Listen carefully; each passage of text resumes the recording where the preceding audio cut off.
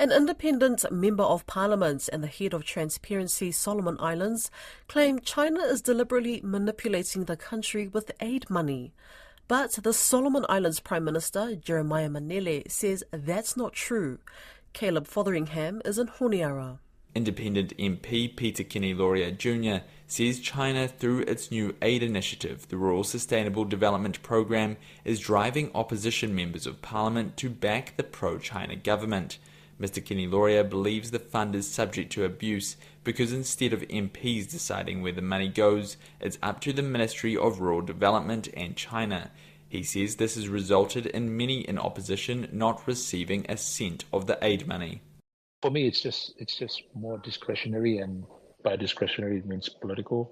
So I think it's been used to try and sway people to join government from the opposition and even independent, as I'm now the leader of the independent group in Parliament myself.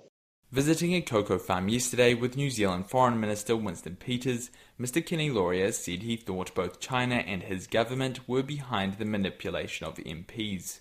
This group is the government now, is the same government pretty much, which was the same government that went into diplomatic relations with China. So I think in terms of China's foothold, they would like those that are like-minded, to still be in government.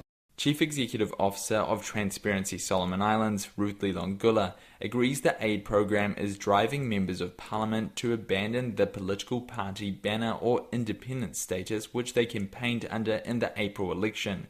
She says the program's application process is murky, but it involves MPs applying through the Chinese embassy.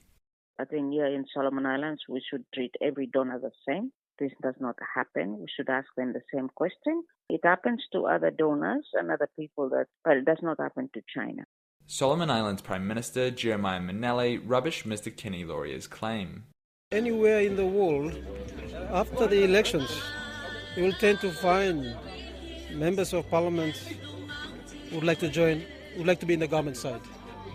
Because once they're in the government side, then they'll be in a position to influence policy and the budget. Meanwhile, Winston Peters, who's in the middle of his Pacific tour, is in no mood to discuss the superpower. We've stuck to the matter of our ability to be a sound, worthy, good partner in the Pacific and focused on that alone. RNZ Pacific reached out to China's embassy in Solomon Islands but did not get a response.